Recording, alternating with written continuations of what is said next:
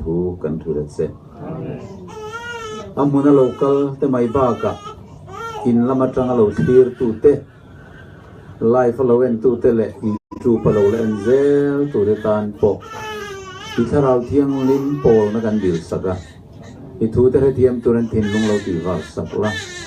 te point lal pa mi te dia thiam zong tak le toy kim fel taka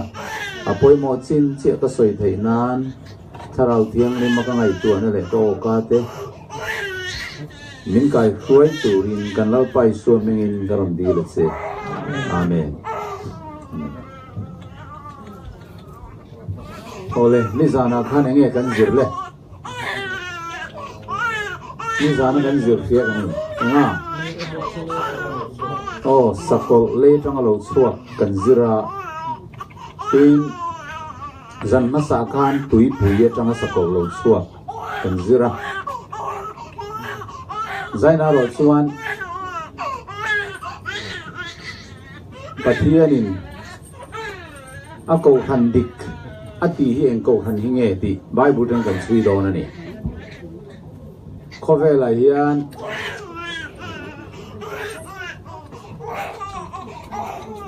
ko han chi rang alo tam ta le maya tu na hian ko han in chal mo pol denomination kan tiang hi sing thum le sang nivel omin chu ta ni ya ke chuan ka he phalo reng reng hi atam lu tu ka chung chu entinan ming in chal in phua chopa in khom na om zong christian ko khana in chal soina nia heti za di pathian yang ko ran adin box silawa ko ran chu pakhat chau adin ani box sia ko ran in chal asing tel mai lo om ta sang chuang tel om ta hi nge chan ti ka kan zir chuak do na man zana khan hengi kan soi to a thupuan kan zir hian symbol manga soi ani thina wangin a symbol te kan thiat thiam angai kan ti ni ka mei chia ti chu ko ran no si zuar ti chu ko ran kal sual khatiang khan nula thiang lim chu ko ran dik soina tui pui ti chu mi pui te leyalal te anti khan political leaders lampang te soina niya wain rui zuru yan ti khan bum a om te soina niya tin zu wain anti kha zirti na diklo soina na mang trina chuan ko ran dik zirturin heti za khovela ko ran alo piang ta sia pathian ko ran dik kani kan tia church of god kani church of jesus church of christ Pentecostal Church ko ran mingkram rang kanin pua rinda nai nang silowa sandam ni kan tumvek boxia mi hinglam zona tangin kanin soi lungoi thiam em vek boxia enge ni chanti re turin bible box hite funga tangin kan en le thin ngai don ani mathai bung som paruk chang som pari ta tangin lo siar taila tin nang peterai ni ti ka hil bok che he lungpui chunga yen ka ko ran ho karem chawanga mithi ko kol kong khar te chu an ngam lovang ti thu lo so yani tin korin thon khat bung thum chang som pakhata lungphum rem to sa lo chu lungphum dang tu man rem thei to si lova chu lungphum chu isu krista chu ni alo tia helaya hian he lungpui chunga ka ko ran ho karem chawang ati hian mithen kha chuan kha lungpui kha petera soina ni e antia petera tangin ko ran chu dina petera chu pop masaberania ti chuan tu na hian chu petera ko ran ding chho zel chu pop kai roi ko ran hi ni ti nain chal bok ani amai ro chu petera hi lung ti na ve tho ania lali su kha ro chu lungpui ti ni ve thung ani chu wangin petera ko ran rem chho ne lovin อามาลุงปุยอิสุคริสต์อาการกูครันอารมณ์โจตีนจอกขาเหล่านี้จูวางอินจูลุงปุยจูอิสุคริสต์เหล่านี้ที่โปแลนด์สวยนี่เตียนเฮลัยยันเอฟซีบุงเลียอากูฉันจูไปเซนมุนขัดกูอินเนียงบุกขันตักสับประคัดเละทาราวประคัดเจ้าอาโอมาลลปาประคัดรินน้ำมุนขัดบัพติสมามุนขัดเองกิมปะเทียนเละปาประคัดเจ้าอาโอมาเทียนี่กูครันประคัดลลปาประคัดรินน้ำโปประคัดบัพติสมาโปประคัดอสวยลายินวันนั้นเราจงกูครันตำเล่ไม่นางเราทราไม่ข้อมเอาเทเราวันรำไก่ตุ้มเจ้าสีอินข้อมเอาเทมังสีเราเองติ้งเอวานักันเขาสักเขาหวังตีจงไอตัวทำทักกันเนี่ยจู่วังอินกูครันดิกสอยเฟียในไบเบิลอมล้อมีอมเตเมลไม่จู่กันเอ็นโดนั่นนี่ไม่เชื่อตีจึงตีนั่งกันตีค่ะโอ้กูครันตีนั่นเนี่ยกอรินทอนนี่บุ้งสมบัติจังเนี่ยคริสตานเองนั่นนุลเทียงลิมังกับเป็กไทยนั่นตัวจนปัสสาวะประคัดก็หัวศักดิ์ศรีเจ้าอธิอาข้ากูครันเตะอันนี้ไม่เชื่ออังอินอเตคินทรีนั่นนี่กูครันนี่ดินนุลเทียงลิมมูมวกตัวนุลเทียงลิมสมคนวาร์เก่งมูมวกอติเดปอกค่ะกูครันสวยนะเท่าวันนี้ไม่เชื่อฮีส่วนไบเบิลเห็นกูครันดิกฮีอาอมบีค่ะจู่มีอินอันชุดชัวเทนตุรินทุบวนไอเย็นอารมณ์พวงสวกตาเฮตียงกูครันอัลเลมปะเทียนพุ่นนิโลมีหินพุ่นจบกูครันอินชาลอตัวโจตำลุตุกไม่เราอมโดนตีปะเทียนเรียนโลกวางินปะเทียนกูครันดิกตักมินันเรียเทนตุคานคิโลกนายเย็นอโลสวยโลกเลยเดียมันนี่เราเชียรังเล่ทุมาท้ายอากาศทุบวันบุ้งสมปนิจังทุมากันเราเชียรังเบงสิกินเราง่ายเท่าละก็ดูนี่ดินทิลมักดังวานาเราหลังเลยง่ายแต่ดราก้อนเส้นเลียนปุยลุสเรเลกิสอมในลลุกุมปัสริคุมาโลมาอเมจวนวานาร์ซีมุนทุมาเจนมุนขัดเตจูอนุกาเลยไปขตาตินขินหุนนาวจวเลมเทนานดราก้อนจุเมเจนาวขิงตูมาจวนอดิงเรงแต่มีมาขันเชียร์ตัวออกมาให้กันก็เราเชียร์ไม่ตัดไม่ก็เราดิลิมันเล่ามาเตียงเห็นกันเราเชียร์ลกเตียงไปบุลมีทิลมักรูปุยตักอโลหลังไม่เชียเนียอินทวมอักเกตนวยถาอมอาร์ซิสอมเลปเนเซียมลัลลุคุมอโลอมตีจังภาษาโซกข้านอมาข้าก็เราเม็ดสัวแล้วก็เราดิลิปัดขัดไหมมีเทียมมูละไม่เชียเนียอินทวมอักเกตนวยยังไงอมลัลลุคุมยังไงคุมอาร์ซิสอมเลปเนเซียมลัลลุคุมอโลมาจูไม่เชียจวนนาวปายะนาวเวนายนัสรามาติจู่อินลาร์นาหันมุตาไม่เชียตีจุงตีนะโมกูครันนี่อินทวมอารมณ์สวยดอนนี่จู่อาเกนน้อยยังไงอมค่ะจู่กันเอ็นเซลังทิลมักตั้งเราลังเลยดราก้อนเส้นเลียนปุ๋ยตีตัวกันมัวจู่กันเชียร์สมถวยตองขานาวไป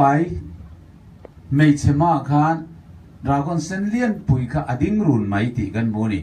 ดราก้อนจุดตัวสวยนังเสตนะอารินเวลนาวจุเลมเทนตูรินไม่ชนาวริงตูมาอดิ้งเรงอันติตานีจู่ลำเจจู่กูขันจังอินนาวอโลเปียงโดนะที่จวนจู่นาวโลเปียงกูขันจังอโลเปียงจู่ที่ลุ่มอันนี้ถวยไทยนานดราก้อนเสตนะค่ะจู่กูขันมาจวนอดิ้งเรงตีนานีเฮ้ยมอลุสริเล็กที่สมเนี่ยเชียร์สมเซลจ้างงานจ้างรุ่งน่ะตินฟ้าปานน้ำจงจงที่เตียงเราเรลตูอาริงอันติตานีไม่เชียร์จังน้าวโลเปียงจู่ที่เตียงเราเรลตูอันนี้จู่เราชินเชียร์จัดรัวจู่ตุงเงียงที่เขากันเอ็นเซลโดนนี่ตินอัฟฟ้าจู่ปฏิเนน่ะเลยลัลทุพาจวนลักชวินอาอมตาอาทิตุงเงียงว่านั่นลัลทุพาลักชวอมตาจู่อิสุคริสต์สวยนั่นนี่ที่กันโมนี่ที่ชวนเตียงเห็นเราสวยตายละอิสุคริสต์ข้าเบธเลเฮมอโลเปียนข้าน alo pian na ko ranaka mei chianga soi ania alo chuan na ko ranaka chu ko rana chu eng ti ka tang alo om to nge kan ti chuan rei takatangin naw alo vei to chu ko ran chuan kan ri thiam em thu thung lui hun lai dang tang dai to in chu mesia pathian fapa thir ting ro rel tu tur lo piang tur kha mak le emin thu thung lui ko ran te khan naw pok puan te lo ta lok to in chu chandam tu lo piang tur thir ting ro rel tu tur lo piang tur chu an lo ngak to a chu mi soi na chu naw vei nai na sa ra me tin aron soi ta ni ti chuan be thema khan Isu Krista chu alo piang ta a pathian ko ran tang ngei chuan chu setan na chuan ti lum tu manau sen a rot ta vak mai kum ni noi lam ma se pathianin chu fa pa chu veng hi ma ai gupta bi ruk tira chu mi zo chun cross a kheng bet le setan na chuan ti lum tumin ka ti lume moti ma se tuk thum ni thau le tamai sia chu vana alon ta ani chu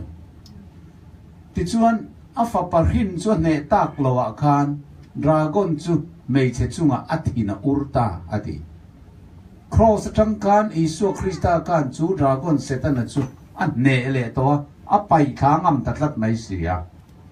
tin dragon chuan le pai kha ka ni ti ain thiat ve le fa parhin tu mei chia chu ati du da ta a fa parhin tu mei chia chu nge ni ta ang ako khan te bokha anita ni ole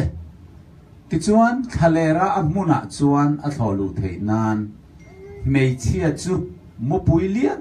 tak thaking ni an pea chu ta chuan rul pui dragon mu phak lova hun khan le hun te le hun chan ve chung zong an chomang an ti ta ni hei hini zana kan tu soi nen khan in chui don thiam atul dona chang rukna khan mei chia chu thalera pathian buat sai mun anei na chuan atlan bova chu ta chuan ni sang khan le zani le som ruk an chom theina turin ni zana khan sang khan le zani le som ruk kan soi telem kan soi tel setanan pathian ko rante ati du da hun chunga kha sang khat zani som ruk tiani khamo ka khain tin no alom sela kum sang khat zani som ruk chung ole ko ram kau sual lo soi vele ta phot ilangin vantir ko pasari berbu pasari keng te zinga pakhat chuan mi bia ho te tuitam takathu no chi zuar ro pui tak rem na chu ka entiram che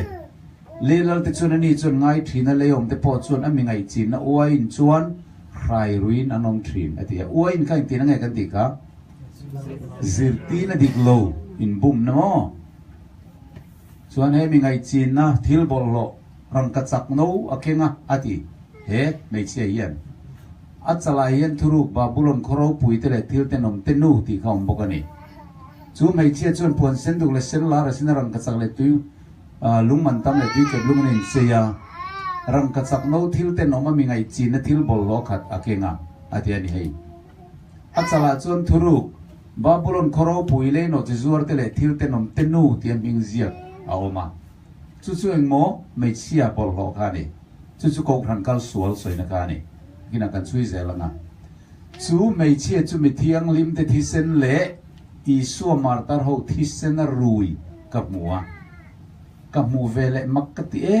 e maya ti zona khan man thiamen ko ran kal sual chuan pathian midik te thi sen chuin an that vak maya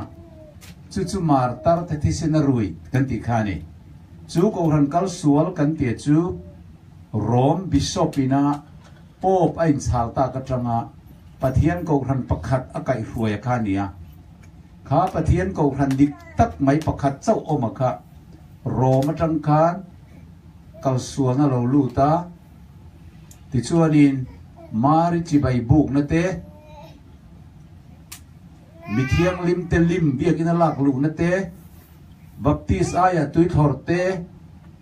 cholni aya Sunday sernate rinna wanga coin chandam na aya thil tia chandam na tele chandam na ticket zor na te chu tiam chun ko ran chu a local sual tir ta a khata athuoi lo piang kha athat tamia pia mai pathian midi a ko ran dik mi hin thu pek ai pathian thu pek zom du piang te kha chu mi that tu ko ran a chu no chi zuar ko ran mei chelek chia babylon khoro puile til tenom tenu tia soi alo nia chu chu pop kai ruai ko ran kan ti khalo ni ta ni amen ola tu na chuan ko ran nia in thuam pathian ko ran dik chandam tu lo pian na ko ran tharau thiang limina aron nem nge ko ran kan chui do na ni chu cheng ko ran hi nge lo ni chu chu kan enang nia in thuam mei chia chu ko ran ti na khania ni chu nge en ti ram ti kha kan en le photang ngai dan soi thiang si lo an sual te luka bung kha chang sum sari priyata an sual te ngai dam na mi te ne na chan na thu ri ti turin sumia wang chuan chunglam atangin ni chuakin minon tloang thim zi nga le thina lima thu te en tur le thamuan na ko ngan ke te pen tir turin thim zi nga om te thamuan tur chunglam atang ni chuak minon tlo tu tur ti tu ngai nyang lali suwa ani sam samre le pali chang som pakata akop pui chang dang au mem en liang lalpa pathian chu enge ni ti ni le pho ni si an ti le ta ni tu nge ti ke ning kan thil fia thiang lo amen bible in ni helaya ron te ki nei chu isua soina alo ni tlat mai nang ni ka ming ti tu de tan ro chuan fel na ni a tha ti dam na lo chua kang a ti ka malakia bungli chang ne mi isua soina thau ka ni ti chuan nia in thuam ti kha rom bung som pathum chang som pathuma lali su krista chuan in thuam zo ula in ti sa chang pui thin tu reng mai siam su lo ti ka isu krista kan in thuam chu galatia bung thum chang som ni le parung ni saria lali su ringa baptisma changa piang te kha krista chuan in thuame atia chu lali su krista chu ni soina lo mang boka tin ni su nan ne na thu soi le ke khovel en tu ka ni ati te kin thu symbol trong kam ania chu wangin khovel en tu ni chu isua alo ne reng mai chu isua in thuam ko khan chenge ti ha kan en don ta ni sam samre pakua o ken noi thaom ti khalo en le tai la ni kha chu kan rejang to dru ko khan krista isua fel na in thuam ti na ni chu ni in thuam ti chu ole khanwa a ken noi a thaom kha ading ti mai tu re nia ken noi thaom han ti mai aya yen kha din na na mang ti na kha nia alal thut pha chu kama ni angin a om bokang kha angin kum khua tan ti ngei na omang van duma kheturi no mang khian an tia heta yan kha hian engeron en tirang kan ti chuan kheturin om nget aron en tirta kha hian thil kum lun le nget a en tira hun bi te le riat na le kan ta na riat pui turin om danglam ve ngai lo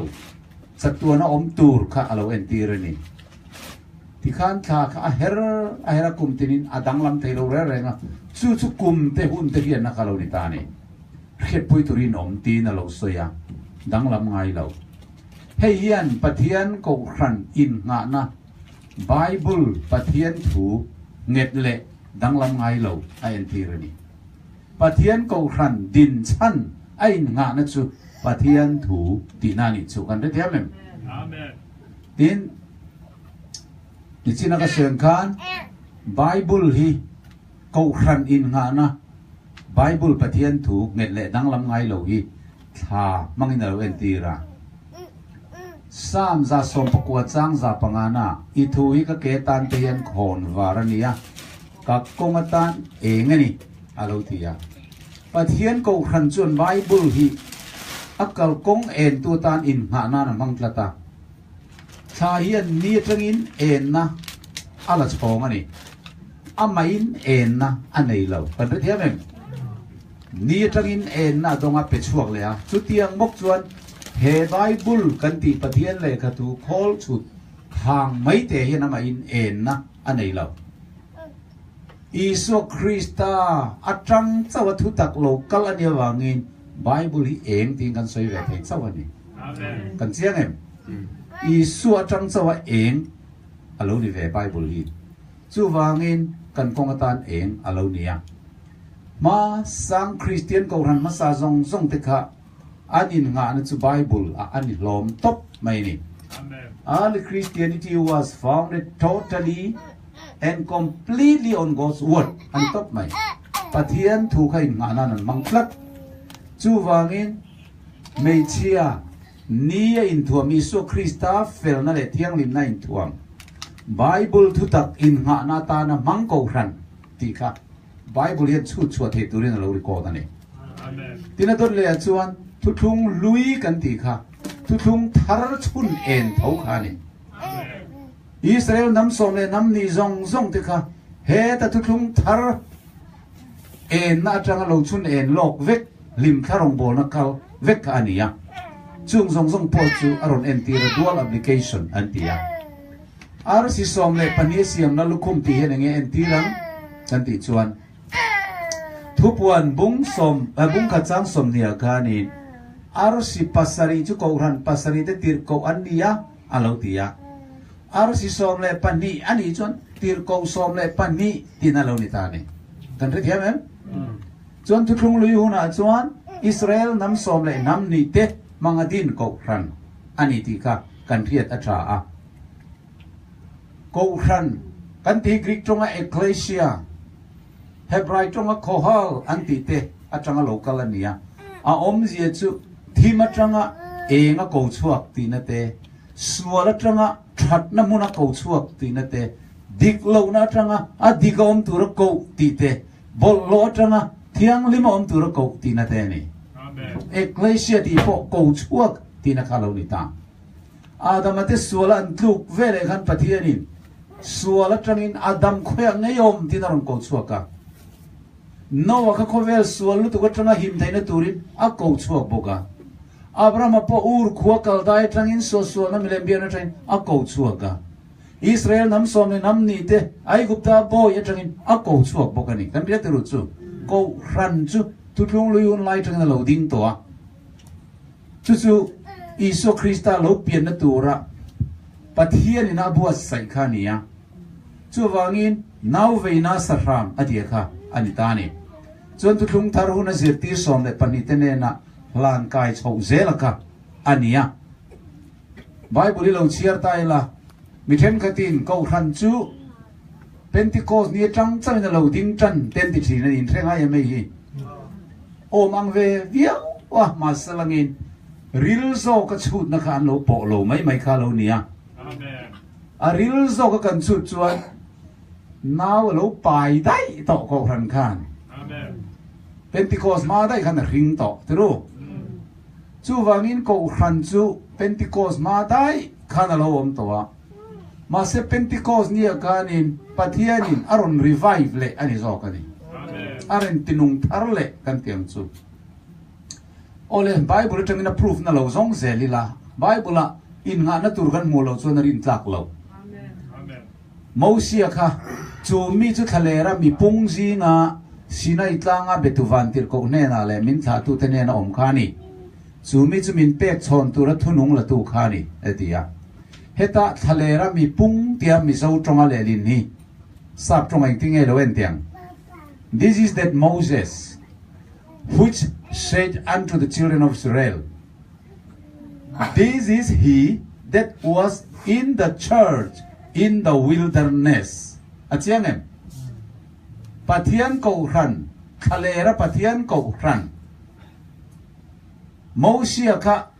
khalera pathian ko ran roi tu sinai tlanga vantir ko ama betu ne na thunung la tu a ko ran te ne na kha pathian thu pek hlang chong tu kha ni ti เจียงตะกินไบเบิลินอโลสวยตัวทะเลรามีปุ้งตีข้าโกฮัลอาคา church อโลนี่ตีข้าไบเบิลเจียงตะกินกันมูนี่โอเลทุบวัวนะฟ้าป่าน้ำจงจงที่ตีงรูเรลตูตูอาริงอดียกาปะเทียนกูขนาดน่าโลเปียงจู่อีสัวขานี่ยังมีริงอ่ะโลเปียงค่ะจู่รูเรลตูตูระขานี่เสร็จนั้นตีลุมาตุมานัสตะกินอาเบียมาเสลังอินทีนั้นในนั้นเท่าเลยวานาลทุเทงะลักษาอันนี้ติกันมูนี่ข้านั้นจังเท่าเลยนัวข้าชูมินอจอยชาวตาวานาจู่อิสุคริสต์เราจู่เบลตูร์ปักขัดมาอันอมโลนี่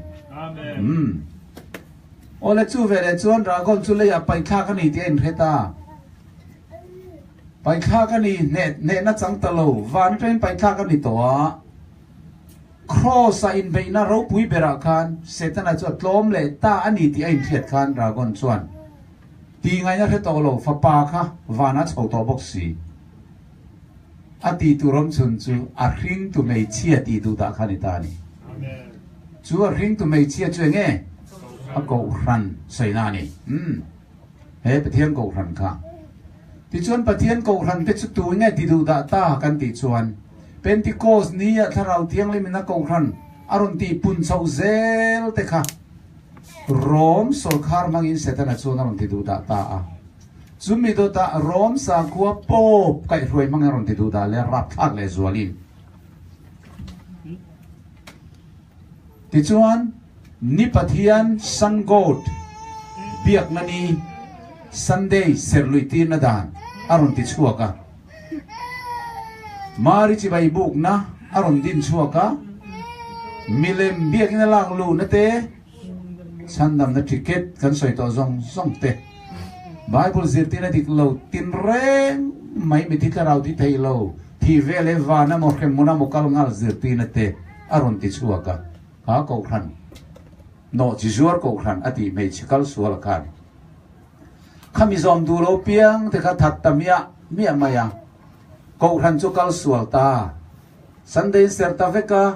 เฮติจูเงินปะเทียนกูขันดิกจุทะเลระรูลพุยมูพักโลวะนิสังขเลสนิลสมรุกชูบิรุกตีร์ตูร์อลาวนิดอนตาเฮติจูงสงคานโคเวลจวนินสันเดย์อันเราเสร์ตามุบไหมกูขันจุขยังเงอมตาทะเลระอบิรูนีจุกันเรียกยังไงที่จวนทะเลระมุนาจวนทอลูเทนานไม่เชื่อจุมุปุยเลียนตัดทักหิงนี่อันเปียจุดตาจวนรูปุยหมู่พักละว่าหุ่นขันเลหุ่นเตเลหุ่นจันเวนิสังขันเลจันเลสมรุกชุงซงอันโจมังตีครับอโลเคงดิตาจูนิสังขันจันสมรุกกุมสังจันสมรุกจวนกิงะเงกันสุดดิจังอาสมทุมปริยตาตีดูตานะที่เส้นชวนจวนเล็กจันตาสังขารสริสมกบปริยตา general บาร์ที่รันโปประมาณนาทีลุมตาเสียกันตีดูดานาเราตบตาเขาท่านเราเสลนตาขมินการชุงสงการมีไวเบลเชงอาเซตเขาท่านชวนอติลุมตาเนี่ยเขาท่านปุยเตเห็นไหมเอ็มคริสเตียนนั้นถัดอันนี้ชูอมเจตัดสุดขมินการชุงสงการไปเต้าแล้วตรังเฮียนให้เฮียนไปอุลาให้เราสวกสักไม่นี่ไบเบิลนั้นสวยเช็ดเตะปนอสวดให้เราแล้วจู่ว่างินเกนี่เราสวยกอยไม่จีอันนี้ละวะเราสวยมั่มไม่ไทยปนนี่ละที่ชวนทุกคนบุ้งสอมปนิจ้างสอมปังอาสอมปรุกาเวกกันอาบุ้งนี่ก็ได้เราพลันนี่เราโบเล็ตพลันรูลปุยชวนตุยนั่นเล่นโบตีร์ไทยนานไม่เช่นนุ่งอาชวนลุยอังไม่เฮียนักตาตุยอภิกชัวกะนิมาสละเล่นไม่เชี่ยจวดจันปุย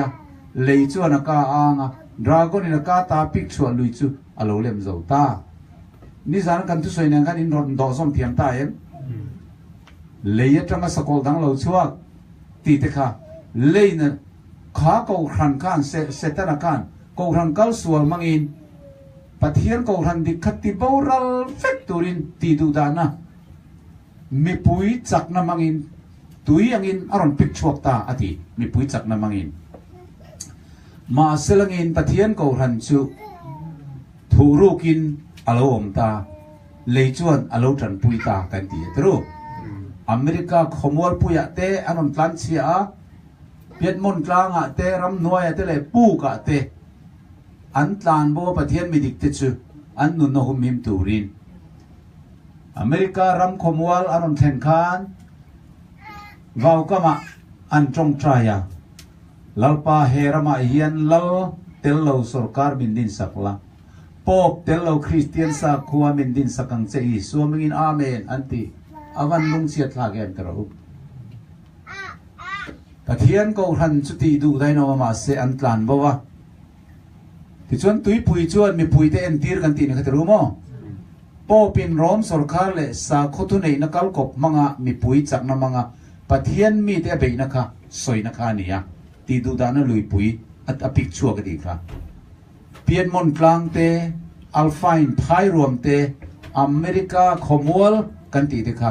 in hum him na na mangin pathian mi te an biruta ani kumin zangen biru sang khazani le somru a rei tia tia kho mai ti chuan ti du da na atop nuwa pathian ko hrandik chu as aron lang le do na ni chu chau mai na khami ma khan ti du da na are ma khan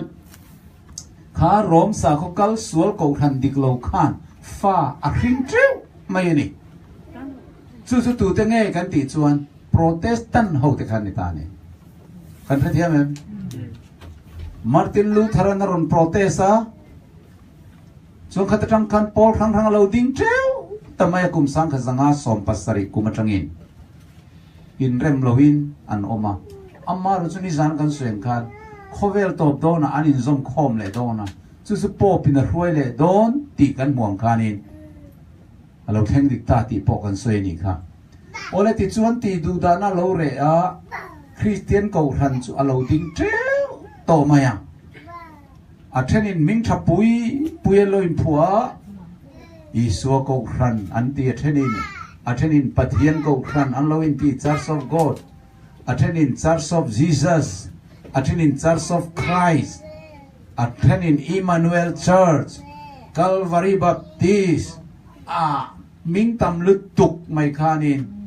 Christian ko ran chu azatel alo pianta tuna chuanin sang chuang fe alo nita ti du da na lo riak ma se khati lai Christian zong song te khan ati du da tu rom pop kai hruai na influence tam tak kha an lo la chom tel ve thowa a chol ni siam chop Sunday te pon lo la serve zela mi thi tharau ti thei lo zirtin te pon lo la pom ve zela tui thor baptist te po baptist nim phumai tui thor lo pom te po an la om ve zela piang khanin thil ti thata chan dam thei ne in rin na te bible sia gang kher kher yan ti lo mai la ti tak se ta kan ti ve phot chuan eng ni po hi serila kan ser thiang lim ve phot chuan chan dam kan ni thawang ti rin na thil ti thata chan dam thei rin na te ka lo piang treu to mai ni kha ti du da hun thim chunga khan khadak ages hun thim chunga khan pathian ko khan te kha mu tu re reng an om talawani bi po so ta fek maya pathian kharau thiang limin khoi molaya a uap tata a hum tata rul pui mu thei lo turin maro chu ti du da na alo re le khan pathian ko khan chu eng tik mi ma chuan alo la chuak le don ti apuanga isai mangin lo en tiang isai bung som nga bria chang som phania khan ti chuan ni la ka lo la chuak tur te chuan mun lui che to te chuan rem leanga chuan tam tak lung phuma te chuan ni rem chho leang ti chuan nang chu chelai siam thatu mi om na tur kong ti siam tun tiang che chol ni bo chelo tura kani thiang le mai du zong te lo tura i ke pha chu hoi ki ti ra chol ni chu lom om mi tia lalpa ni thiang lim chu zo mi tia mani kong zo lo mani thu soi lo mani nom sak bo lo mani thu soi lo i choi moi chuan lalpa chunga chuan i lo ma a chelai siam thatu an tiang che so ni bo chelo turin an ti tak mai lai hi pathian ko hran ti du da om bo pil wang ina siam than na aron thok ma sak ber tu ra chu sakolina no chi zuar ko hranina siam tu pathian chi baibu na ni dik chol ni aloti dang lamaka amun ngai ron da that le kha pathian ko hran til tum chun ta ni amen siam thale tu an ala ka lo la chu le tu ra ka ti chuan helai kan muang hian pathian ko hran ti du da bang alla ka tanga kha ko hran tha lo la chuak zel tur te khan pathian thu pek te an ron zo manga iswar hiati na thu tharau thial him kai roi nai zo nei kai roi na khan la pom zel do na ati ole hei chun hang kan chiar to a dragon chuan mei che chunga chuan dragon chu thina ura atha la om ti tak lai kha sat thunga chuan remnant church soinani atha ti kha remnant ti nani pathian thu pek zoma pathian thu pek te zoma iswar hiat te pom tu te do tu ne kal le do na tia pathian ko hran ala bang kal zel hi hun nu nunga dragon setana hian a do le do na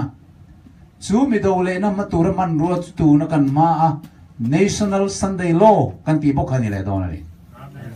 ta khan pol zong in sui khom kha roman catholic te nen sa khua zong tang rual te nen kan ni pakhat chau ser tu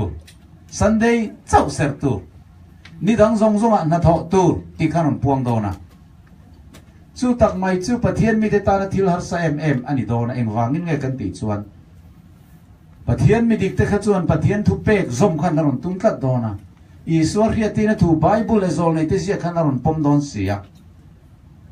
pathian chol ni dik sabat ni a bok khan pathian ka worship an ron tum zel do na pathian ko han dik khan chu tak mai chu setanan ahuat ema wangin chung ko hran in zom khom le sa khotang rual mang chuan ti boral fek turin thu pek a chhuale do na hei ti du da na rap thak tak kan ma lom tu an soi thin chu nia ma se a rei don lo ani rei lo te ni do na berbu pasarin aron chu chevek do na khang ho ka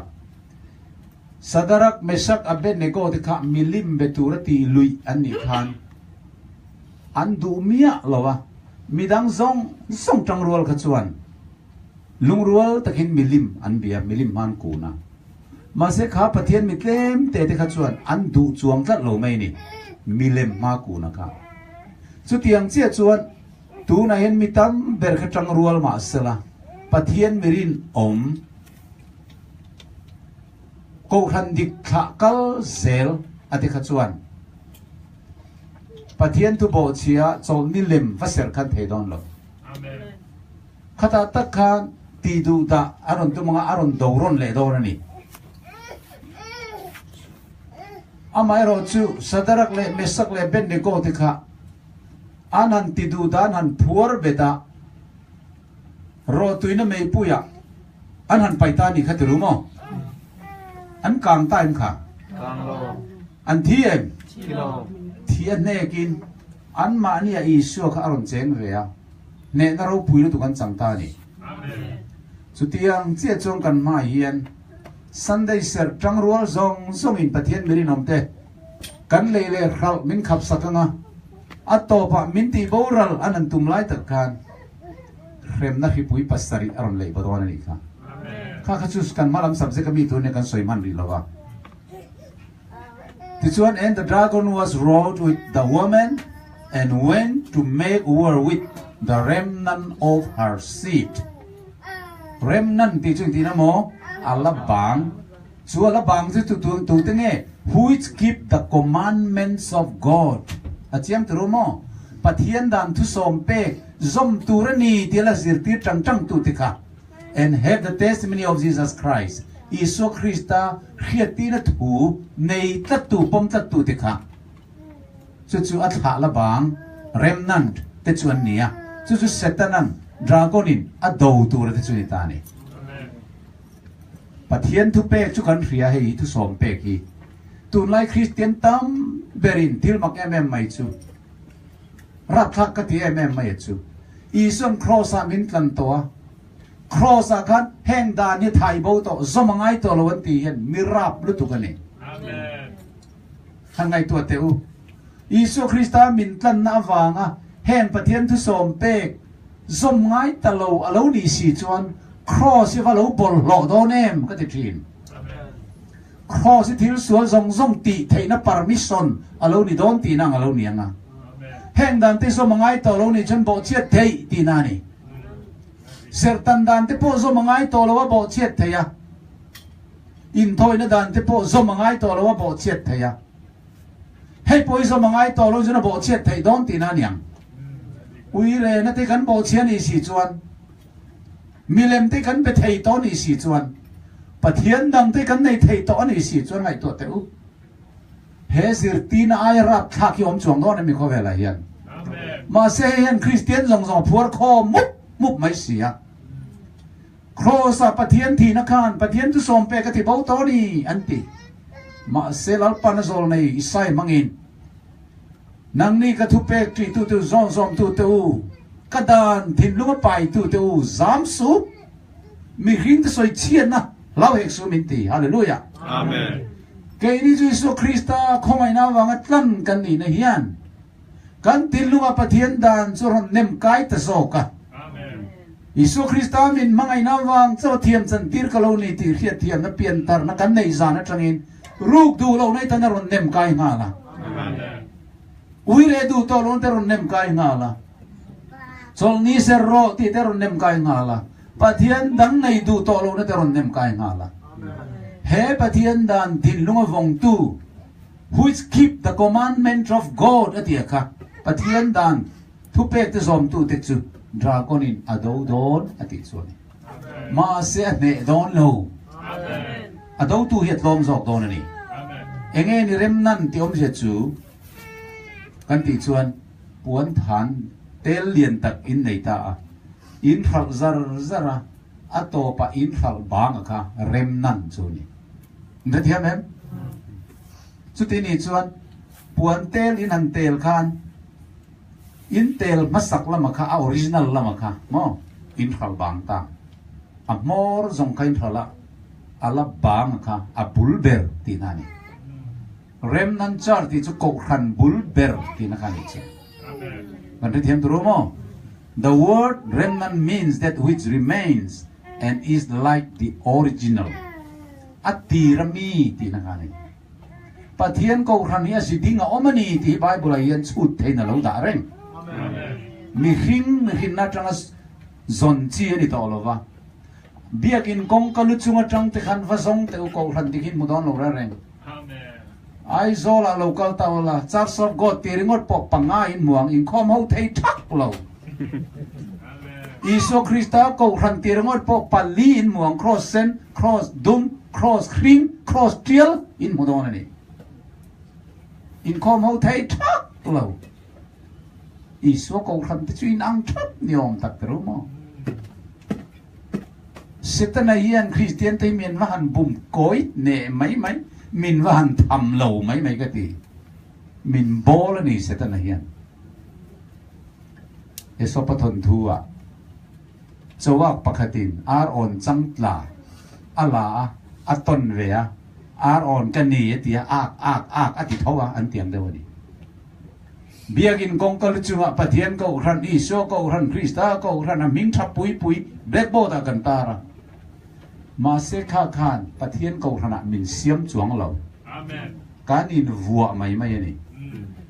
pathian in ka ko ran ati chu iso Krista lo pian chuan ko ran ngei thuthung lu nei sel nam som le panni te manga iso lo pian na tur nau ve na ko ran ngei Pentecost ni tharau thiang min nem nge apostol som le panni te manga alan chho zel sakolina ati du da rep kum sang khasani som ruk chung jong thuru go ti du da na re no lo chuak le pathian dan thu som pek te som na isu riat ti na thu poma Krista fel na le thiang lim na in thuang zu le muam le sabol lo po ei ve lo tura zu ve lo tura muam lo tura Krista felna nun chua pui tura zirtir khove la ko ran sa khuatena an doron le tur ko ran ato pa ne tu ni tura ka pathian ko ran chuni hallelujah amen chumi zinga chunal pan tel turin tan zawa yen min so mani amen ma se chu chu hethiam no mi tam tak setana na bum meka i suar hiatina thu chu thu hil na tharau he ni tin thu bon mung som ko chang so ma soya thu hil na tharau ti su sa prong chuan the spirit of prophecy ti ani hilong na tharau pathian ko rana chuan zol nei anom thrina an om zel don bok isu local thengin amen hei hi pathian ko ran ten zol nei ata na ni nunung an lo pom chu alo nia amen pathian ko rana chuan zol nei om tur ri ti hi efesia alo soi ni lo chiar teng bung li a hian tin rin na le pathian fa par hian na ko nga chuan thu khat vua puithinga krista fam kim na len zia luka kan za kan lo ma lo zong rong bol na thok tura mi thiang lim ti fam kim nan krista taksa siam thaturin krista taksa ti chu ko ran ti na then khate chu tir ko tan te then khate chu zol ne tan te then khate chu chanchin thahil tu tan te then khat chu ko ran chom tu le zir tir tu tan te ruata pathian ko ran a yen engeng ting om tu zir tir tu te ko ran chom tu pastor te tir ko te turil tu te zol nei te ani pathian ina tu thung luyun lai thang tu thung thar zong zong ka entai la zol nei mang lovin zol nei tel lovin ko khan eng lai man mai lo amen chu wang chuan ei pathian ko ran te chakna ni ya hemi hi aming chu elen gol harmon ani harmon family thang lo piang ani ya amai methodist ko ran member ani a chan chi ni toy te karon phil don chowa November ni somni le paruk sang khaziria somni pastaria apianga kumkua ani in pol ni azirlai na nara athian ten lunglian takinan womat luto pang markalova tatang chun le khazir thei to lo doctor ten an phal to lo thisen chom sel tuga thok mang chi to lo ni kum som pastari ani in larna hutani ama yen ko ran member ngai kan ti kha methodist ko ran ania John Wesley sermon ngai na mi piang thar thotak mai ania chuan voi sang ni zet mai in larna ron mutani chu in larna mu mai mi patni ne na pathian in a ne na pek tu rahi a pe ma sapota ma se an puang ngam lo ve pathian in alak sak ta ve kha mi de kha William Foyle Hazen Foss aten nia me che chak lo te ne na ka hlan don ti in pathian chuan kha mi de ka kal san ta kha mi de ka tharau thiang lim kal san an lo ta an re thei te man mangang te me mai ni ti chuan he nu hi anin su in lar chu huai sen takin ron puang ta rewa van in do na tang iso krista lo kal le theng bible mi zong hi amut luan chuak thak ani chu amen chu le khabu khan ziak ta busom riat azia kani Paul ni ani ma se ale khabu ziak tong kam mi amoi maya ti chuan article hi sang li zaruk azia ka track tan ti hi zani azia ka ale khabu chut ale khabu zia zinga pakhat chei desire of ages antin muanga hei mi zo tong in chatuan nga fak antia kum te nga fak te pon tia hei iso krista chanchin ringot in lana muatanga azia ania America ram Congress Library Book of the Year anthanga isua chanchin zia to na zong le khabuan collect khoma khan henu zia khi at thabera ngai nom vera thu amoi berboka akim chang berboka Bible nen ain rem berboka chumini wang chuan Congress Library son tu na yen anlada tharana Book of the Year ani selected message ti te tin step to Christ Krista pan kai lon ti pe chu khovela yen trong sang chuang nan le ling khovela le khabu ra tam ber alo ni ta chu ti khop chuan le khabu zia khi hanen taw langin le khabu somriat chi rang rang azia ka le tanga anan ser suan kan ama ain ale khabuzi kha sang ani me chenau pang pol ni zia ka chuan aturu lu tu kani amen chuan in larna mu hi min an oilo tira chuan a oilo tu lar zual zual te karon tar lam dona hey dt lam dan po ka thiam ma ka lo bor dio ti me ngo bor dio he pa in larna rem lam re reng khati la ya do tat oi ngai re reng lo ania Juni som paruk sang zire som nga pasari khat eleni hian in larna mua a mulai takin a bula a omvea ka fia theidon hetiang mai te chu ka ti buai vek thei ka fin fia vek thei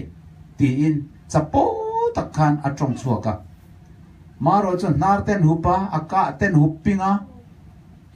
en tin ma thole i pak a musi lowa a o mai na kutan nem wanga alung thu kha thei bok si lowa ma se in larna mu khan lat tak enang hian tena mit khameng kar mai khap reng lo dar kar khale chan ve te oma ain larna mu kha chang chun hallelujah ro puye te ron tire remote hina ma se aka khan sathau khon war te bati mom bati gan ti an liawa an da thina at ho pakhat ma aka atangin a ombok si lo reito anar le akan hu pingchar chara ain larna mu atti buai boxi la amma ka til tukha atlan che tarangon mai ni afia thei tareng reng lowa engti en tia pathian a omaniang pathian lo chuan ti ngai nong lo he tiang til li ti tarangon mai ni chumi zo chuan in January som pani sang hira som rupang than in larna danga mule lai takin ama ring lele mem tu le in larna him musit tu Dr. Brown spiritis anti mi tharau be mi kan tiang chi kha an kowa ka fin fiat heidon tiat sapo deuh mai khanin heng chu doi mut na thil mai mai long tharau biak na mang pon ka ti ve vek thai ti vela fiat tu mina han beng chuanin a bei dong ta lawin atlan chele ta pathian chau lo chuan heng hin ti thei lawang ati chuan in larna mulai hian bible ke ji sari velari a choi ati hian en lovin a kewa vana bible bung le chang mu tirani vana bible bung le chang mu tiran soya piang kha an kew kha lo dik zel mai chu bible ke ji sari lai mai rit man lai bible lian puya kha dal kar khale chan ve khatian ain larna mu chung zomina lek ve maya aban hetia then lai ta patling pathum ten an chel bet dona a then ngai ringa then a boi lo re an chel bet thaila aring lela piang khan ain laran mu khan lawin an khura amak anti em mai ni chuan November sang khazria somli paruka in larna mulai takin long captain Joseph Bates anti hi in larna ring mia lo nui za tu bok ania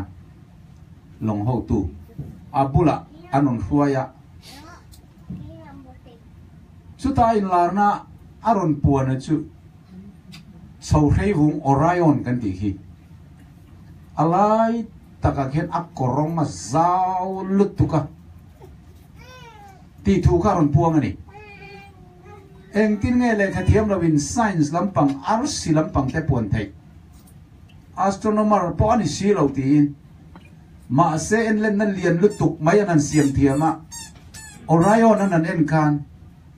alo korong hu mai lo korong hu zau em maya apia khen em moi em man bubok ani en len na kan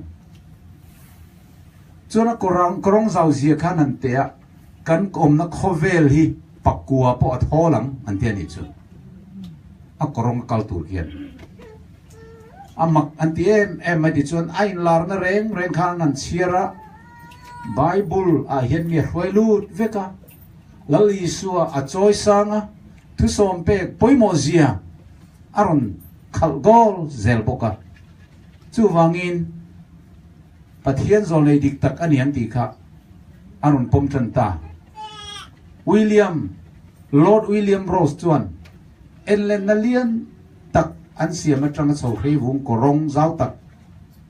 an mu thu le apia lama eng moi tak om an mu thu an soi te han riat tak zet ta ka chuan pathian pe ka ni lo chuan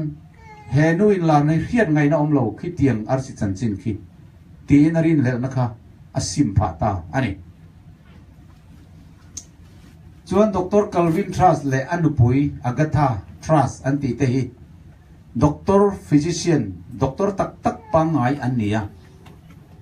ma se pathian om ring lo an ni ve thung ani pathian om an ring reng lo wa medical doctor thiam lutuk an nian nu pa hian an lar em mai ni iji hoi tin lar na an han muta a ani hian sang khazria somruk pathum vel bor thowa khanin risel na poimo zia ring tu den risel na dan gan ngai poimo tur ni zia mo tate aron muta ni chin lar na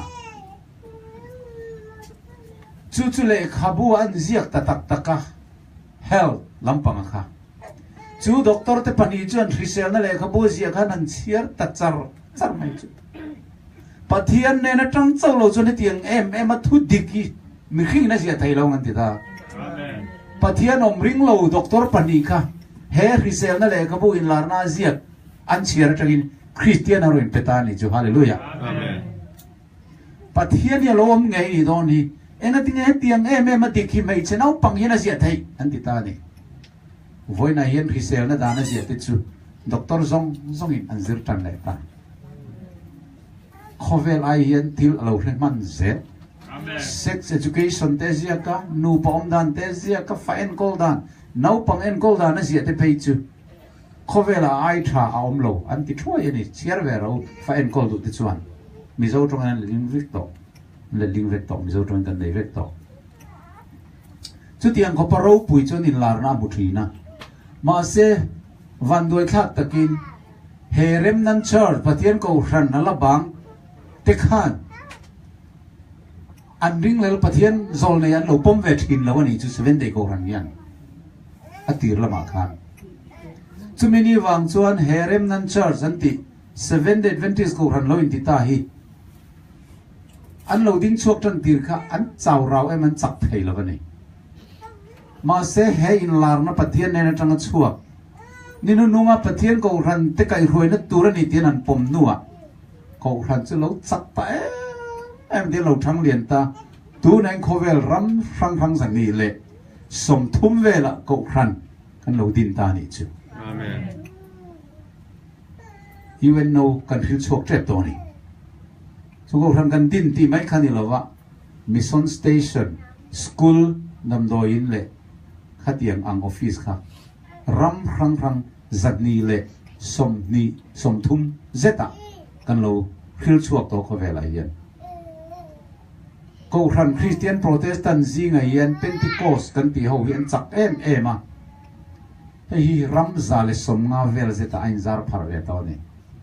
salvation ho poi ram zale som ni vel zet ni garia ka soi so lo chuan ke ni ro chu ram zat ni le som thum vela kan kal chuak to ni chu amen he in lar na pathian ne na chuak ti pom atang kan rong bol kha chak zak maya Christian nun aron thiang lima isuan ne na om chak na min nei tira tu som pe ngai na min hroi lu ta Bible ngai na min hroi lu ta ni amen in oi lo chuan Krista pan na kai lon ti bo ka voi khan chiar chuak la chin teu in chiar tang in Bible in ngai na nga langa isua in ngai hal don ring tu chak lo zong nung tol le pon Krista pan na kai lon an chiar piang in an lo chak thar zel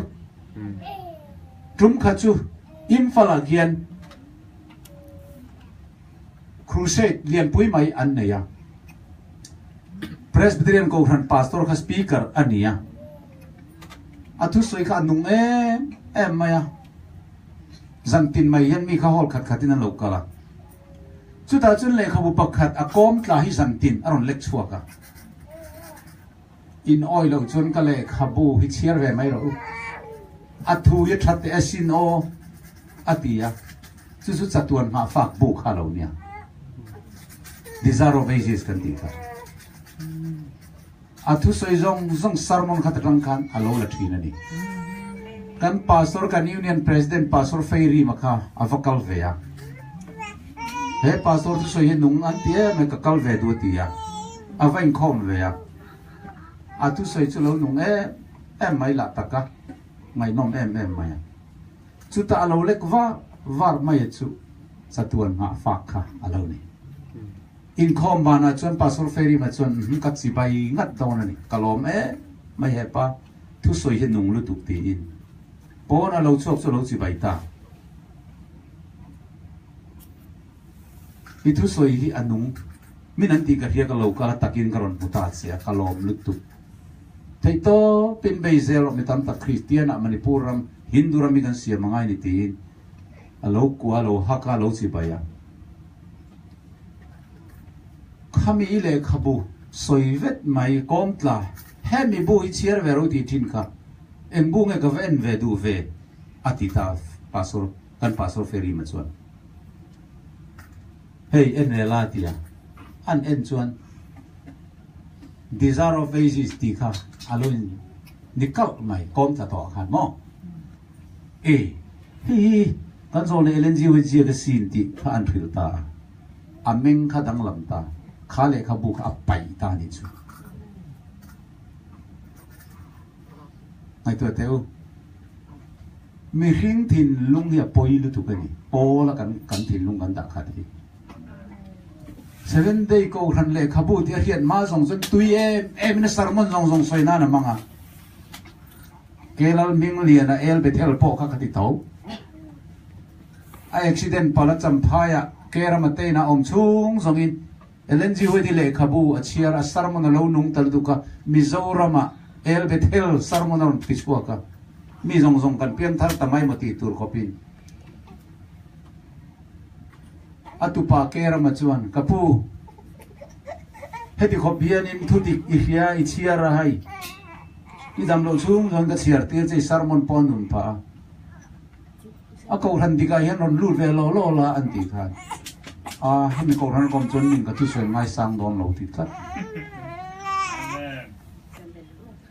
unau tu khove la yen Krista le ko ran nia mi te mu sit tor ai chuan pathian le ko ran dik pona oma mi te ngai san ni te kan lo thang jok fo mai poi lu tu ka ni amen ke ro chuan chu ka thang ve thai la amen min horo se min do ro se ma se thu tak ka puan ni ka lunga oi ni amen pastor pakhat chuan Christmas night mua la ka thu soi ron ngai kha an ko ran zong ne ngai no man ti lu tu ka choya min som ta baptist pastor nia I thu soi hi thasi aro pui lu tu amai ro chu in ko ran om na pol ya te lu tu ka kan ko ran ron om la azarul in kan zu yang se ilar to na sin tin min themani tuần Christmas chung dòng phương cần bia cái nào cần rồi men dây đuổi mình tia rồi lại cho mình thấy mà nè cái chuan ngồi thế cô khăn là làm bằng cái khéo về lắm mi khiên cái rồi mồi cái khéo về thấy lắm Bible thu tập anh ấy năng ta cái buồn thấy na anh ấy lâu chuan bố là ôm cái trong cái thì là cái tia rin ai ta cái rủ về phê chu lệ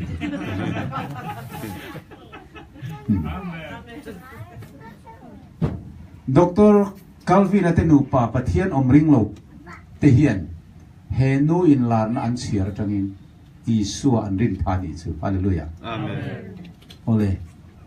he mi tho hian an kai mi choi moi an thin lung chon min lat si eng po ni selan zirti na mi hing tu pe kan zirti ra wangin an mi biak thin ni khon mai ni Isuan atia Christian tam tak tehian Bible ti ai chuan kan Paulin kan ti da na ni lo kan Paulin he kan ti da na ni ti mai hian kan lo in roi thin a poilu tu ka ni amen kan ka chuan Isu Krista chu kan choi moi theu mai tro mo ma se kan thin lungina latani ti lan na chu adan le thu pek enga ma kan ngai lo na hi ni amen chu wang chuan in pathian ko ran dik chu thu thung luyun lai tang to in thu thung thara Pentecost ni zir tir som pan ni te tharau tiang limin aron nem nge chho zel na pathian dan le thu pe zomin Isu khiati na thul pom tlak Isu Krista an ringa adan le thu pe kan zoma thiang lim na le hisel na dan an puang char ani ole ti chuan tu na hian ko ran pol rang te mai la pathian chuan ko ran chu pakhat chau anei awangin chu ko ran pakhat chau a chuan mi te turi min soma he beram huang mi lo beram dang ka nei an ni po kala ron roi tur ani ka o pon riang su ti chuan pol rang an kho manga tiem pol khatin an kho manga aveng tu pakhat ne adia pathian ko ran te mani du da tla dar tura din an ni lawa pol khat chawri nom ta ka intel khom tura din an ni ti chuan mathai bung som panga chang som pathu mai hian kung zong kapa vana mi phun lo chu I think ati po chuai nom no ati an ni chu poisa su ruai tu midel an ni atia pathian phun lo ko ran chu tu tene mo kal ranginan lo phun mai ruai tu ni chak tu te molung oi lo na kal pe na tu te mon ruai khoma polan din ko ran an din reng ka ko ran an ni lawa ko lo ran an ni zo mi hin din chop an ni zo pathian din lo pathian phun lo chu pathian a pot dar le vek don tho ni chu chu wang chuan pathian ko ran kan phiat dik theina turin mei chian ni in thuam aket nuai thaom ar si song le pani siam ti kha a chiar piang ta hiat thiam thei tu le beng le hiat turin lo soi ni ole ko ran dik chu I suwa zirtin ang zela kal ani ngei turani an nia ka inzuina turin en ton turan hu chia chau kha adia baptisma chung chang akhan lo soi ta la chuti chuan kalula nam tirami zirtira te siamula pale fa pale tharau thiang lim mingin baptis ula mizo tonga minga chuan tian lelin kha lelin sual mingin ti tur thu ka pe thren khat pom turin zirtiro tian zong pom tur zirtir ko ran ani turani a thren chau zirtira du lo big nei kha ani turani lawa Greek tonga baptizo ti chu nimpil nimpum tinani thor tinani lo thor ti chu ran ti zo ani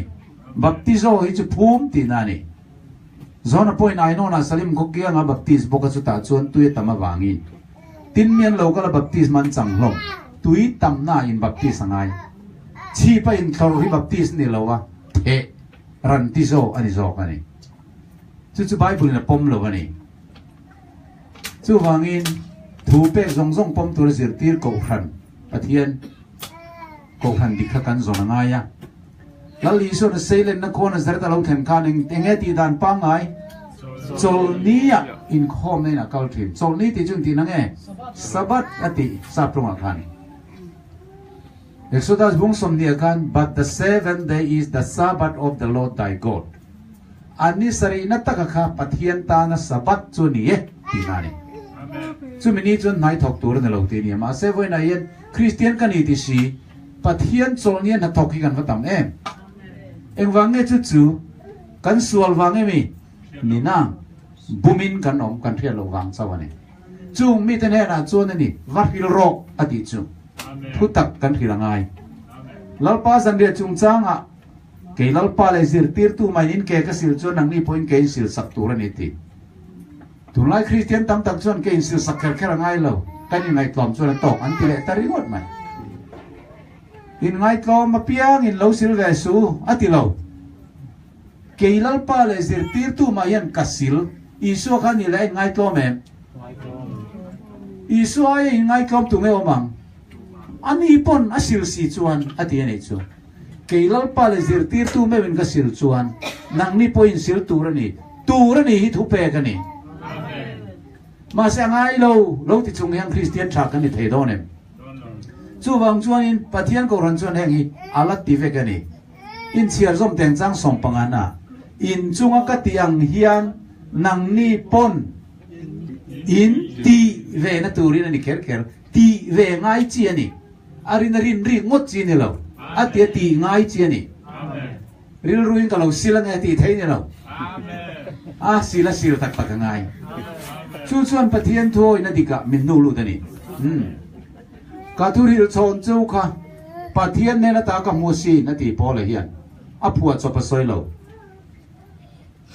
khatia lal pai so chon man ti rom zana chang ala ka lom thu soi zo hei ka tak sai nai pek tur chu mi khia reng nan hei hi ti thin ro ti fo tur ni zan ria lal pa zan ria sacrament hi kan ti thin tur ni chu ta chuan enge ti thin tur chu chang doi dim tel lo ani tur ni ya grape tui ani tur ni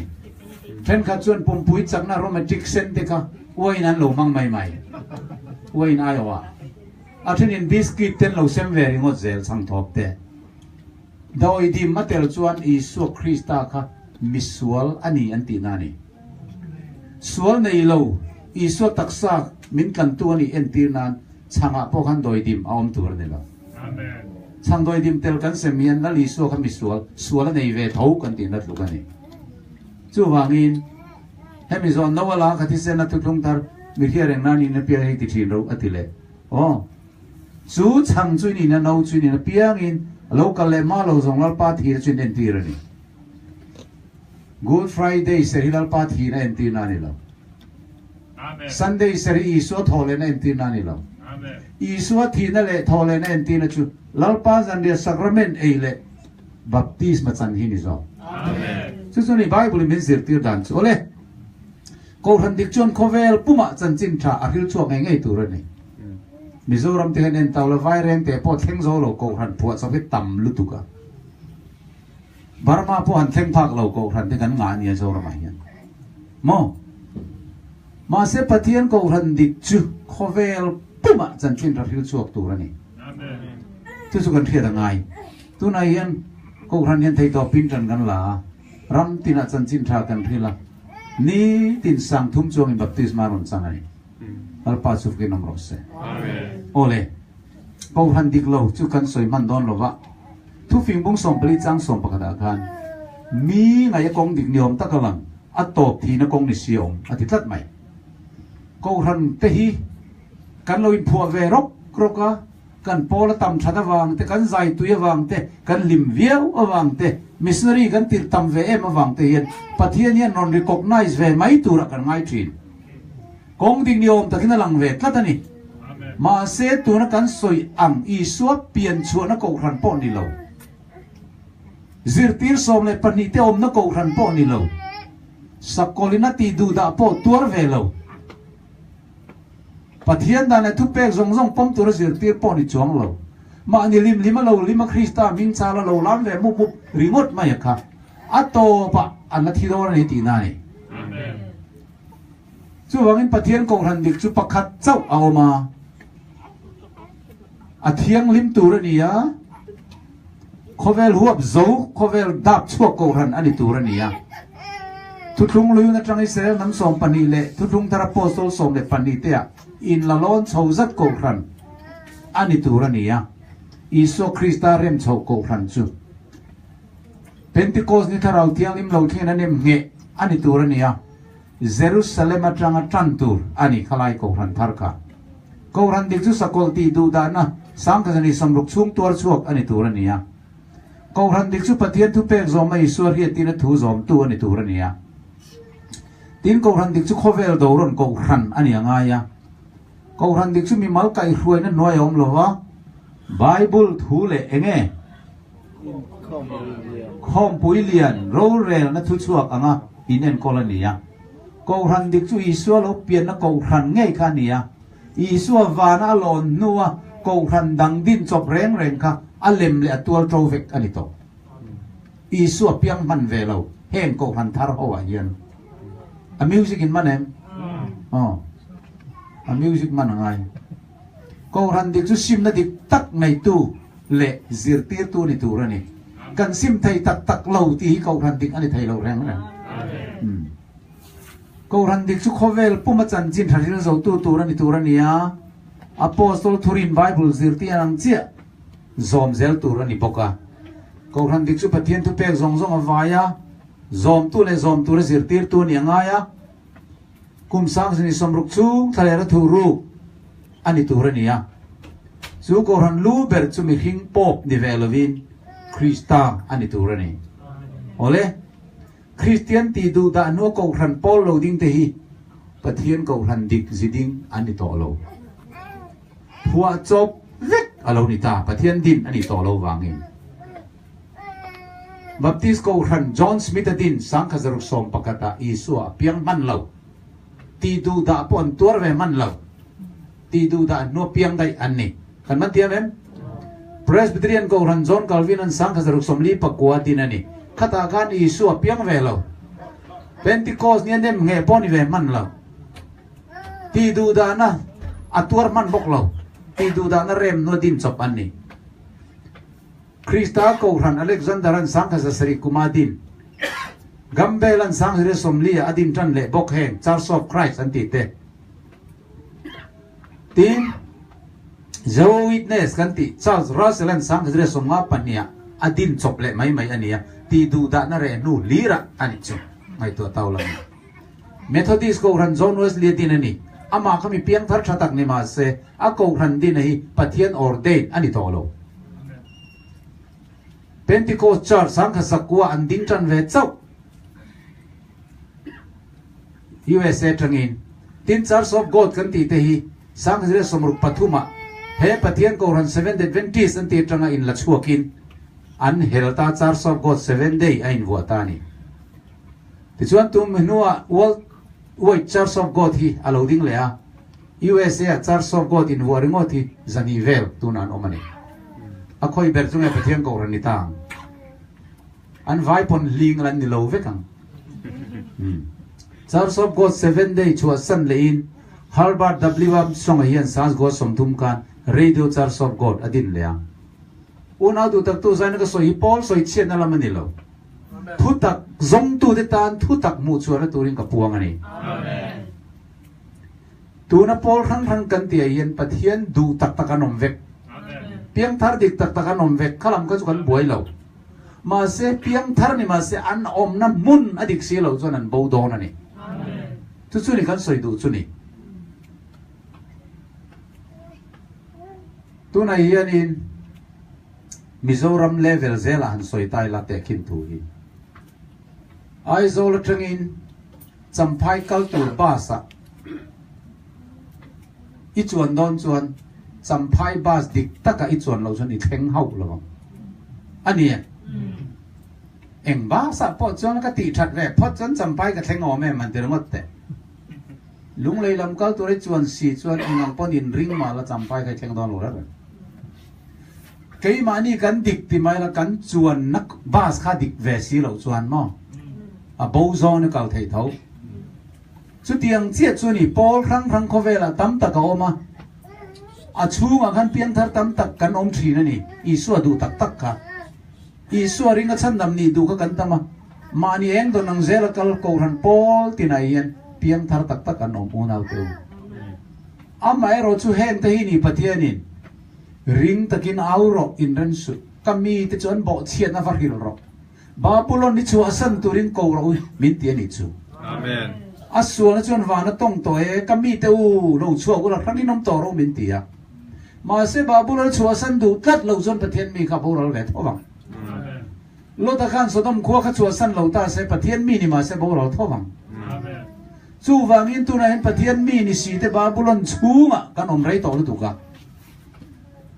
chú Babylon ti chuan ti na nge kan ti chuan cho Paul buai soina ni ya confusion ti na ni he tharau lam Babylon kan ti chu Roman Catholic zirtina dikle Bible zirtina Roman Catholic zirtina diklo le Bible zirtina dik attend cho Paul noi zom Christian ho zong ni Babylon chu kan ni ta ni ani na ta ka phei chuan Rom sa khu kal suali Babylon khoro pui leno chi zuar te le thir te nom te nu ti ko khan ni ya heng protestant kal sual zong Sunday ser tir zong te hi Babylon fa te ti ko kan ni chung Babylon chung o ma fa te zong jinga chuan piang thar tak isua nei tu an om treu ti na ni chu pol ti na yan ma se chung chuan tu na anom na ko khran ana kal zel na tur kong anom na mu nei ral lo omani thi na lo munani Babylon nei tem khasi lo ani man thiam em จุงมีแต่เนี่ยนะชวนมั่งไงนะโอ้ตัวนี้กันกลางเอาเมกากับเบรามที่ช่วยมีโกโปลมีเราหิเบรามดังกันเนี่ยอันนี้พวกเราหน่วยโดนนี่ดีโปลขัดนำความมั่งเวงตุปกันเนี่ยโอ้เล่นนี่เราเลยเฮสเว่นเดเวนติสกูรันนี่เอ็งหัวเนี่ยปะเทียงกูรันที่กันนี่ดีสุกันสวยไทยตาไบเบิลเซเว่นเดย์กูรันที่เสียก็ไม่มีสู้สอนสุกันช่างโดนนี่สุดที่ยังซองส่วนเอามาเฮาโลไม่อามาเอรอจุอันนี้น่าจะริงกันช่วยชวกไทยตาเนี่ยทุกลุงลุยนะมีซองปะเทียนมีเด็กขันปะเทียนนั่นเนี่ยทุเปกโซมินสปัดนีอันเสระกูรันมาสาธิขันทุกลุงทาร์กูรันทาร์เป็นติโกเนี่ยเนี่ยเงาโพสต์กูรันขันแล้วลิสุคริสต์แล้วเลชันดำตัวพอมินสวลซิมินปะเทียนนั่นเนี่ยทุเปกโซมินสปัดนีเวกอันเสระบกะสบอลโลเรงอันเองไงล่ะจูงเลยมัวมปอันที่เวงไงล่ะจูงจูรอมสักว่าบิชอปเขาสวลินปอบเรานี่นักจังอินกูรันคารอนอบเบต้ามิเลมเบียนสิร์ตีนารอนละลูแต่จูงจวนเราดูจาร์มาเสกางดูตูเด็กอาติลุมเซล่ะอาติลุมบังลานบูเด็กอันนี้นี่นู่นงาเราหลังเลยอะสปัดรอนเซอร์เลยงัดสบอลเราไอเราตัวเตียรอนสิร์ตีเลยงัด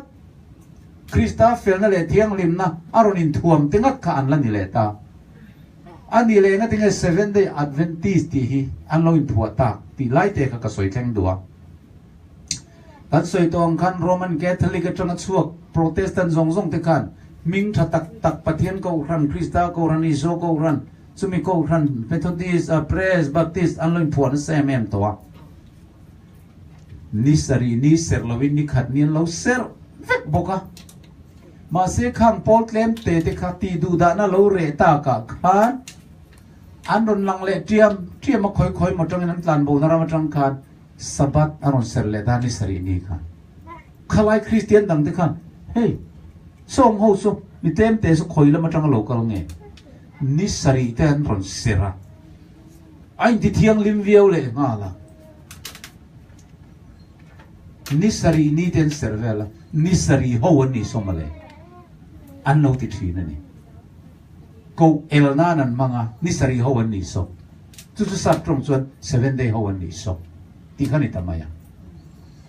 มิงข้าอันนู้นผัวเวนี่ข้างพอร์ตแลนด์เตะกันให้คริสเตียนกูรันตั้มตักอันเราเปียงต่อเสียงที่เงี้ยเกนี่เขาเองผัวเวตากังอันเดียอันที่รัชส่วนดัลลี่คือฟลอกอินทิเวไม่งุเมียนอันที่ประเทศกูรันอันอินทิเลงก็โตเนี่ยละประเทศกูรันอินชาลันตั้มเลยตุกตัวพอร์ตแลนด์เตะกันนี่พวกลิทเทิลฟลอกอินเดียมเต็มที่อันนี้กันนี่นะฮีอีพวงงูที่นั่นดูเลยอะเรมนันชาร์สอันนี้ที่เลต้าอาลาบังกูรันสกอตตีดูดาบังกันนี่พวกเรามาเลยอาลาบังกูรันอินที่เลไม่ยังอันที่ผู้นึงมาเซ็นสุขที่ยังกันเองกูนกอะอามาร์จูนเราเก้าเซล่ะข้าสังขารสมลีปลีอาคารบัพติสกูรันทุริลตูมิงทั้งตักไหมวิลเลียมมิลเลอร์คานดันนี่ละฮับตาอัชุดนัดจังอินนิสังนี่จะทุ่มโตปะมุนเทียลิมเทนไฟนี่ยังเตียค่ะ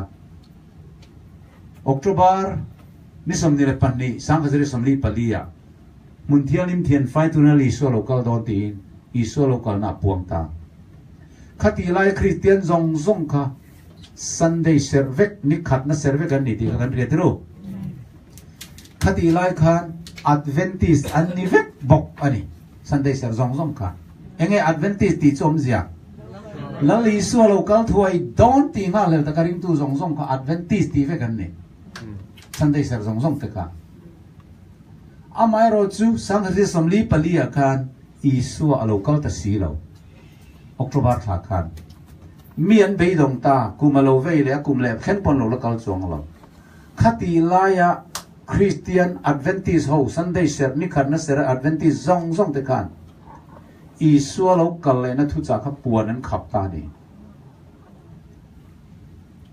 อัตตักินอิสัวให้โลกาลเลยโดนแรงเราตีทุรินดิกโลปฐุมอภิยังตาจุดเชิงที่ไงเขียนเอาไหมทุรินดิกโลปฐุมโลภิยังตาค่ะอิสัวโลกาลเลยนะจู Pentecost ni khalo ni zo khalo male ti hi lo piang ta ni Christian te zima atak tak ama lo kal le kha lo ni lo Pentecost ni thara ron le bo kha alo kal le na lo ni dai to zo khalo suri na chalo piang ta pakhat na pani na nge ni le hian amen khalo mo mi mal tin te kan pian thar hian ke ma ni ala li so lo kal le tin na lo ni mai chú hắn hàn pan Isu local lệ đón tí alo dik lâu tí Isu ama tak local lệ tur soi tua piang cả chú anh ti du đã ta ni chú apa thum na nghe ni friend hello kan thi mi mal tin ta ni Isu local lệ na ni zo anh ti lệ ta chú thurin dik lâu pathum chú Sunday serzi ngày yên a piang ta ni kami William Miller thuri lâu na dik lâu trong khan mà sẽ khati lại khan 7 days sera ala bang ko ran voksai po du lo mezial po du lo in ti thiang lim te sabat ni sari ni ser ho kha chuan William Miller an apuang sual ni mai lali suan a local le ni chu fa pa po na khelo ati alom ane William Miller khan ani nen lama riang aloi ngai khatik lo lom ani na riat dik lo wa ngol khan ama iso local le nei do ta ni thei chuang lo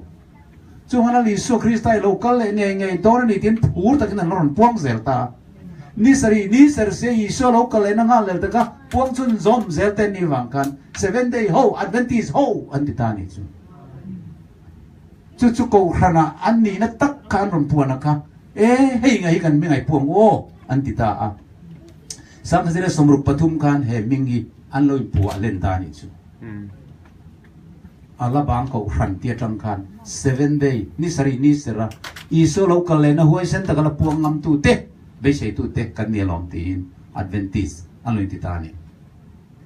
hei ya original kha alo ni reng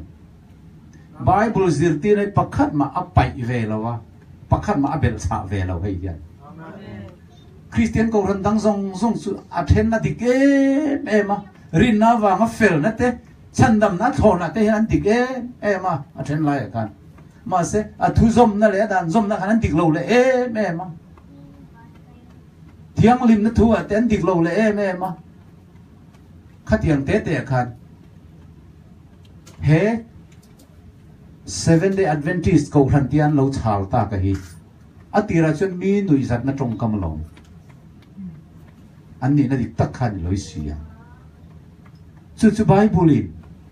khovel top khinga ne na chang tu mi thi ko kul kong khar puina ngam non lo ati choni hallelujah amen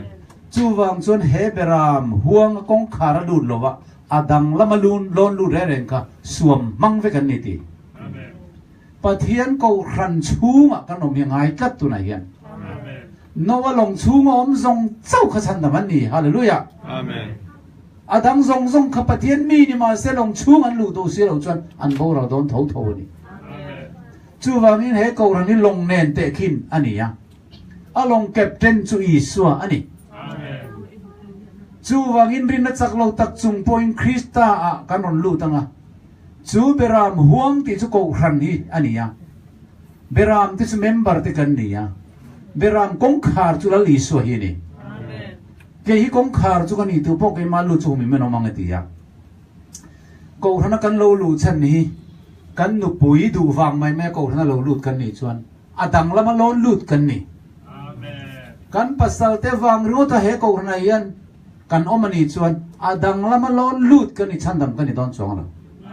amar chu he pathian ko ran member kan ni na chan hi Krista chu kalala ni ka chandam tu ni kata na thiat thi na ne na thole to chumi wang chaw chandam kan ya thu pe ka zom don ni ti du thana wanga baptisma chang he ko na ron lu te ka beram huang lut an ni ta ni amen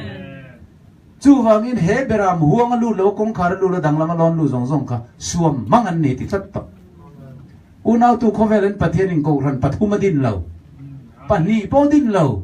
pakhat chaw ni din ni amen chu wang chun chu ko ran pakhat chu kan lo multiply ta vak ma me hing te hian athen chu ni na wang lung oi lovin tu te mon fui por koya an kal ranga polan vadina en ko ran ming thadeu mon vein vo ve ringota โจอากินอาร์ออนจังอัตนะอาร์ออนกันนี่ที่ยังเจ้าขันนี่ก็ขันอันนี้วัวเฟริงอตาก็ขันอันนี้เราปะเทียนพูนเราก็ขันชุบปอชวนนี่ตอนเท่าสุมินีวังสุดท้ายในนี้อมนาดินมุนกับปอยหมอเกี่ยมานี่กันปอยหมออังบกินกันอมนะอะปอยหมอนี่ให้ก็สวยเฟียดูอ่ะที่ปุยแต่ดอนจุ่มขัดสูหลังวัดเสกทับปุยวอลเลย์บอลแบงเขาค่ะอินปะขัดกาดอันเดงอ่ะที่ปุยจะรินหอร์ตะหุดไหมหลังเอาเราเรียที่ปุยแต่ดอนมุนิมละมะมิตินเตกันกัลทางอดียะอารมณ์อาวันเร็กมาเสกลายจังวัดสักเขาค่ะอันมาอันนี้เฟลนั่นแหละสักนักการนิมช่วงอ่ะมาอันนี้กันสักส่วนต่อกันนี่หลังช่วงให้เราอันติเวลนี่อัปเปียละมาเวงเล็ดเลี้ยมอาคารนี่อับุลโลกอินาคารคอนกรีตอินชัตักอาอมาสุดท้ายจนวัดล้านเวไม่เสหิมตูรันนี่มาอันนี้กันสักส่วนต่ออันติเวลที่จนมีสักโลเตข้ารอจนตลานะคอนกรีตอินาคารที่จนเกตาเลขลายอินคอนกรีตอมเวลขัดสุอารมณ์เลนเสตตาเฟกัมไม่ริงจบตะการอันที่ตะเรมรุมมามานี่ดิกเล็ดสักถึงว่าข้าเองมันเลยอะอมนะอดีกัง่ายเลยครับมิจักเราเตะพิตาร์เตะข้าคิดเลยจอกันดำเปียเรียนเราชัวกันมิจักเขาจนทัลรุมมาเห็นไงอมเสียจุดข้างพิตาร์จักเราเตะขัดชวนอันอมน้ำมุนอันอินอดีกระดับขันขี้ขันเชื่อมผู้เวทีแล้วชุดยังเจียจนไว้ในเย็นคริสตาลุงปุยเนตาอักโกขันอดินเงียเย็นกันอมอันนี้สีเหล่าจวนตบน้าหัวในเย็นขี้ปุยเย็นมินน้อยเชฟเฟกดอนกุ้งซงกับป้าวานามีพุ่นเหล่าสุปอชัวอันนี้ต้องติดลักที่นี่สถานการณ์กันเอ็นทัวกะบูเลมันอินเตลคอมเมกันเด็ดรูจูบูเลมินเตลคอมเมหุ่นกันเสียงอังเฮียนปะเทียนี่นักเอาขันเตปเฮเบรามห่วงมีเหล่าพอฮิเบรามดังกันเอดีตุนสันได้เซอร์ซิงเงินกขันปอลตินะปะเทียนมิรินอมตักเพียงทาร์กันอมเจ้าอันนี้ก็ที่อินปมตูรนี่ตุนเซเว่นเดดเวนตี้กขันชูงไอเย็นเพียงทาร์แรงเหล่ากันกูจูนบอกกันนี่แห่งหูฮิคริสตากงคาราลูดลวินเองวังว่าไม่โปละกันน้องเวสเวนเดียฉันทำกันที่ดอนสวงเราอามาร์สตูนักเขาทันโปลครั้งสันเดย์เราไม่มีที่อันอมนาดิกลาวนี่ที่กันทุจ่าอันลูกไงข้ากันลูกเรียดจังเย็นทาราวที่อันนี้มารอนที่ฮาร์โดนะบาบูลอนอารอนสวัสดิ์นะคริสตาเลยอักเขาขันอารอนสมโดนนี่สุดที่ไลน์แอดเวนติสโกรันอินเดียเพียงทาร์เราเรย์ตักลมต่อสิพูนไม่รวยตัวเตะเร่งไหมป้าสอร์เตสวยเซลเร่งไหมรองบอลตัวเตะเอกเร่งไหมถ้าเราสวลกอลเตกันนิจวันเฮกันมาบวยน้องไหนกันกิลเวกโดนจูวังอินใจไหนยันเฮลุงปุยจุงอังก็โกรันกระเรมังมีที่เขากุลกงขาร์ปนังอัมโดนเราอัติยาเฮียนกันจะว่าอิสุคริสต์ลุงปุยเนี่ยกันดินไทยนั่นกันทุสวยเดลัลปันกันจะตันมาสมรสเซ่ตรงใจยังลัลปาจุนุงเบอร์มินพังไอตัววานามีกันวันล้อมทินเฮตียงจัดกูรันพอลทั้งเอามาเย็นกูรันดิกิปักขัดอมตีไบเบิลกันมัวอดีตเบอร์ซอนชัวดานเต็มในไบเบิลไอโลสอยโลกเซลวังอินล้อมทุกันทีละเซ่สุดที่ยังอิสอยโลกมุทียมตุเตซิงกันเราเตลเววังเต็นล้อมทุกันสวยตูนักันทุสอยเตลัลปาตูเตโมเอร์นาวังสวยกันนี่ละวะอีมังไงนาวังโจกัดล้างเอากันนี่ที่นั่งอินมีอ่างไอทับตูเพียงเนี่ยนะเราเรียกตีรังเซ่คงไอตะกินกูรันโปลครั้งอ่ะอิมีอมคอมจุลปานังมันแห่งถูมังให้มิงกูชวดสักละต Paul khatin veng tu pakhat noya lungrual takakanom theina turin kan thu soite malmin som sakang che Isu Krista ming dan dile.